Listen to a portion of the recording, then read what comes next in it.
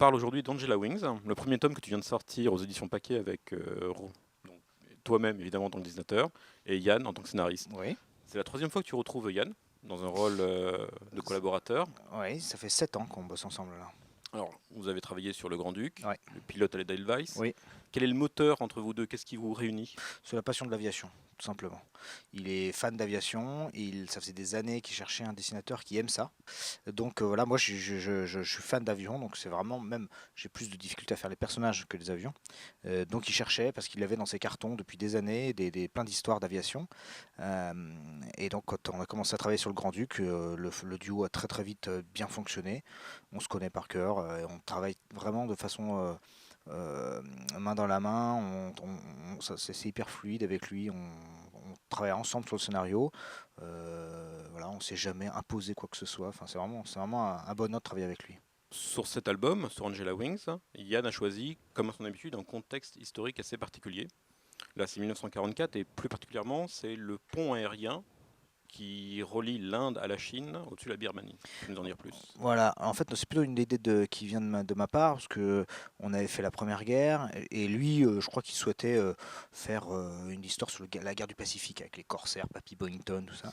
Et bon, je trouvais que ça avait été déjà pas mal fait, et je lui ai dit, bah, écoute, est-ce que si on faisait cette escadrille-là de le Burma Banshees, c'était des pilotes américains en Inde, qui escortaient effectivement des cargos qui alimentaient la Chine, qui étaient sous perfusion. En fait, parce que les Japonais remontaient, ils avaient ravagé toute l'Asie et ils remontaient en direction de la Chine.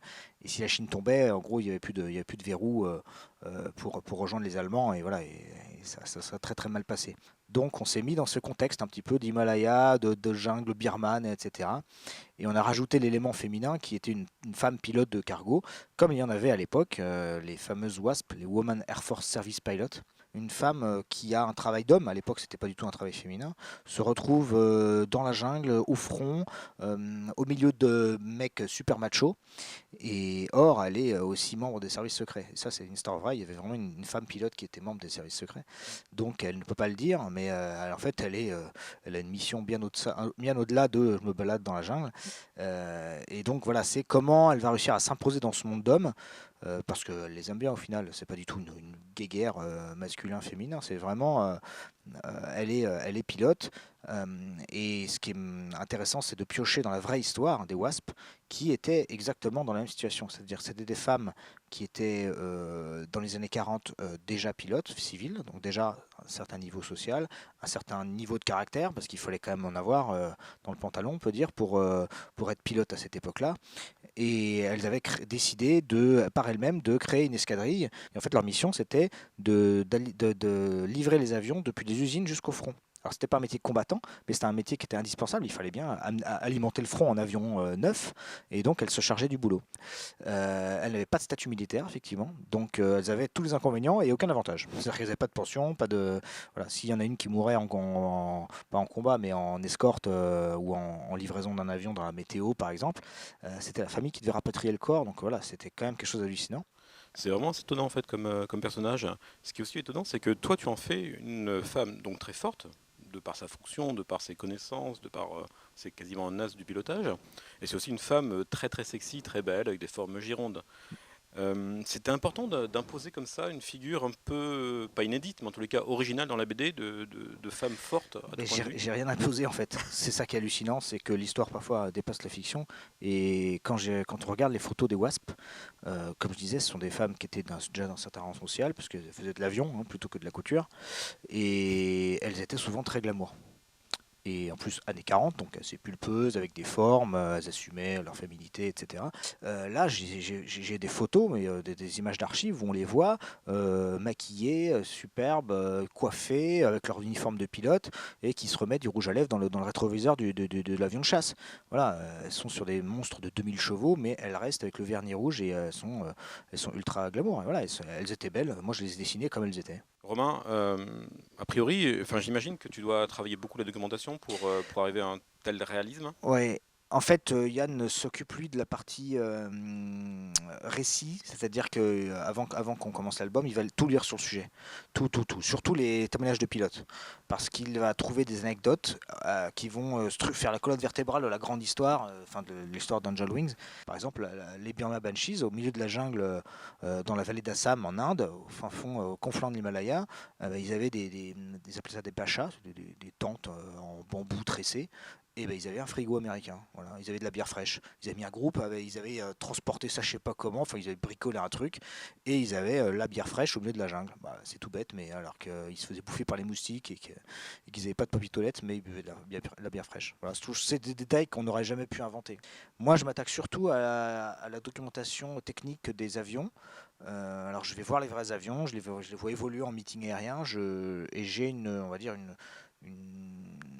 5 ou 6 historiens, pilotes, à qui j'envoie les planches. À chaque fois, j'ai fini une planche et ils auscultent ça et me disent fais attention, là, l'uniforme, la patte de colle, elle était bleue et pas rouge. Enfin voilà, c'est vraiment du détail technique parce que j'estime que voilà, il faut respecter le lecteur et que c'est pas juste faire des jolis avions, c'est aussi, il faut que tout soit crédible. Donc l'uniforme, faut qu'il soit crédible, il faut que la Jeep, elle soit crédible. Et voilà, donc dans la majeure partie de la documentation, c'est vraiment ultra pointu parce que je sais que déjà j'aime ça, j'aime dessiner comme ça, et le public aime bien quand on se fiche pas de lui et qu'on lui donne à voir des choses très immersives. Je me demandais où s'arrêtait, toi, ton souci de crédibilité. Alors, en sachant que, en plus, tu as un amour de l'aviation assez particulier. Tu es pilote depuis l'âge de 17 ans, je crois, Oui, oui, confirmé. tout à fait. Tu es directeur de collection Mhm. de la Le collection cockpit. Cockpit chez Paquet. Donc, vraiment, tu as, enfin, t'es un personnage de l'aviation et de la BD en même temps. Bah merci. En fait, la documentation, elle s'arrête là où vraiment où ça bloque dans le récit. L'axe d'attaque avec Yann, c'est une histoire de personnages fictifs, mais dans un événement réaliste, le plus réaliste possible. C'est-à-dire que ce sont les vrais uniformes, les vrais avions, les vraies escadrilles. On reprend la majeure partie des éléments. Par exemple, voilà, on a l'élément perturbateur de la fin de l'album qui est une fameuse pin-up qui a existé en plus. Donc là, voilà, c'est une vraie pin-up, ce qui s'appelait Jinx Falkenburg, qui était une femme très courageuse, très belle, forcément magnifique. C'était une sorte de Marilyn Monroe avant l'heure, qui avait pour mission de venir faire des tournées de soutien au moral des troupes. C'est assez connu comme chose. Voilà, il venait et faisait des shows. Pour que les gars tiennent le coup dans la jungle. Et cet élément qui est totalement réaliste, voilà, elle est venue en 44, fin 44. Et nous, notre histoire se passe plutôt en fin 43, début 44, donc c'est pas sur le même type d'avion. Voilà, on a pris la liberté, par exemple, de dire, voilà, on fait comme si elle était venue un an plus tôt. Mais c'est la vraie pin-up et c'est la vraie histoire.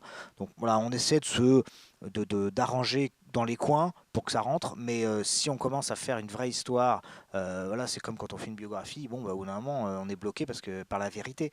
Et nous, c'est avant tout un album de distraction, c'est une histoire qui est réaliste, mais ça aurait très bien pu se passer comme ça, mais voilà, on veut quand même offrir au lecteur une histoire qui soit surtout accessible pour le grand public, donc c'est vraiment pas trop technique, trop historique. Voilà. On peut le lire même si on ne connaît rien en aviation.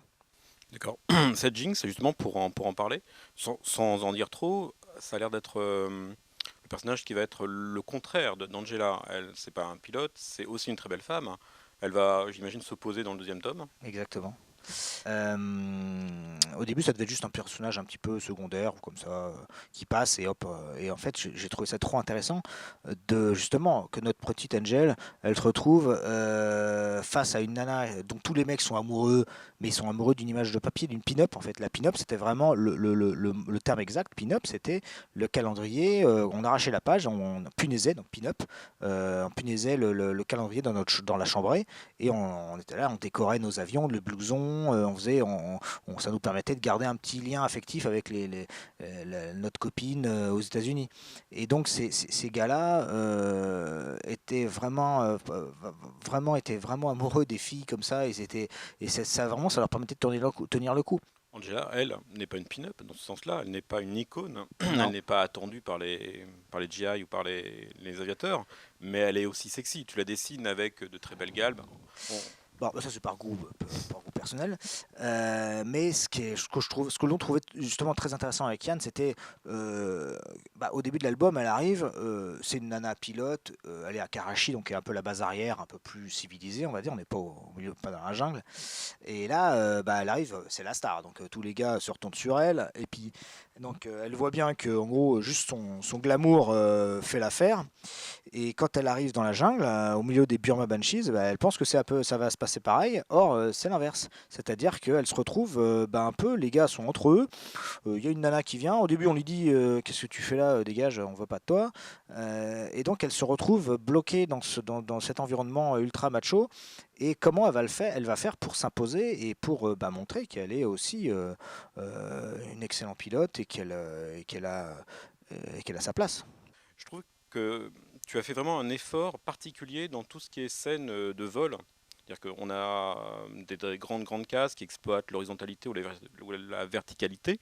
Il y a vraiment, je dirais pas un saut, mais il y a vraiment encore une amélioration de ton dessin. Enfin, il y a un soin apporté encore supérieur là-dessus. Est-ce que c'est ce que tu as vraiment voulu y mettre ou c'est juste ta maturité? Enfin, c'est ça qui est bien avec le dessin, c'est que c'est jamais gagné et c'est un puissant fond.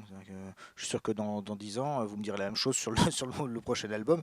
Voilà, on s'améliore à chaque album et c'est vrai que j'ai surtout essayé de travailler les personnages, qui était toujours mon point faible.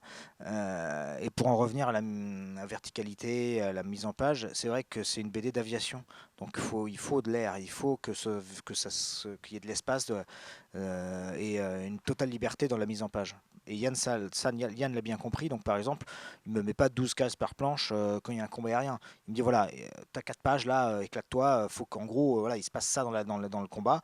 Mais on a besoin de faire, si on a envie de faire une case complètement verticale, très étroite, voilà, comme celle-là, voilà, pour montrer le combat aérien, je peux me le permettre en fait. J'ai aucune contrainte oui, il faut 4 strips par page, etc. Donc ça, ce sont des carcans que je m'impose pas du tout. Merci Romain Hugo. Merci à vous.